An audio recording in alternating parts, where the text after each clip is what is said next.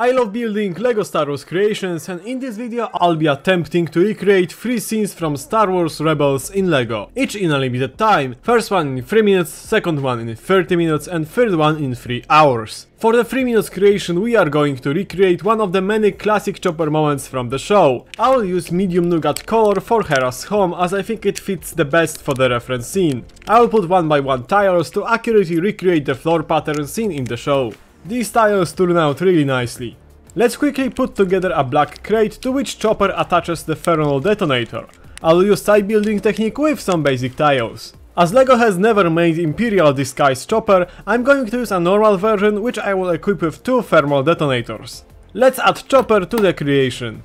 I'm satisfied with this small but unique diorama. Let's move on to the more iconic Rebels scene. For the 30 minutes creation we are going to recreate the duel scene between Ben Kenobi and Maul from the 3rd season. I'm creating a simple tank platform which will work as a foundation for this diorama. Let's add black tiles to expose stats on the sides for a nicer aesthetic.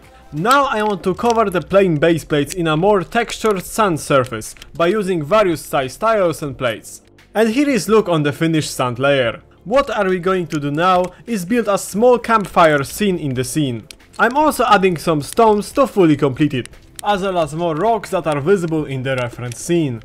What's left to be built is this tiny lamp or generator. Let's add Ben and Maul. I like how this build turned out. The scene was pretty simplistic, so is this diorama, but it recreates this iconic scene very well. For the 3 hours creation we are going to recreate Grand Admiral Thrawn's office, which was seen in one of my favorite episodes of the show, where Thrawn learns that Kallus is a rebel spy. I'm starting with a simple black frame and main foundation, where I will prepare the layout for the rest of the diorama. Now it's time for the satisfying process of tiling the entire floor with basic grey tiles to fit this raw Imperial aesthetic. With the completed floor, let's turn our attention to the walls of this room. I'm beginning the main 2 wall sections, where on the right side I will put an iconic segment of Thrawn's office, where he kept statues of creatures protecting from the Force users.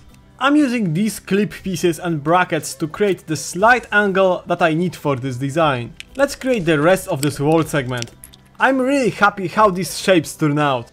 I'll work on the special places in the wall where Thrawn displayed some of the art pieces he collected. By using some clip pieces and side building technique, I will also create a drawing that was in his office, of course in a micro scale. Let's complete the remaining wall sections. Now I'll design a simple structures to nicely finish off the edges of each wall. Let's design the statues of the creatures we could see behind Thrawn in his office. To do this I'll experiment with a lot of various connections to achieve the best design I can while still maintaining the accurate scale. I'm really proud of how great these statues came out. Let's add some more art pieces as well as the large piece with Sabine's artwork, which was something Thrawn analyzed many times. With art pieces completed, let's recreate Thrawn's desk. It's quite a tricky design as it has to be made in a rounded, thin shape and in a completely black color.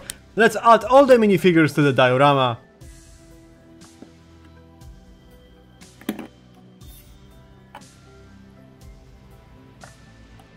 I'm truly happy with the final result. Each characteristic element of Thrawn's office was so nicely recreated in LEGO, and I love how awesome this shot of all Imperial commanders came out. If you enjoyed these creations, check out my other LEGO creations visible on the screen.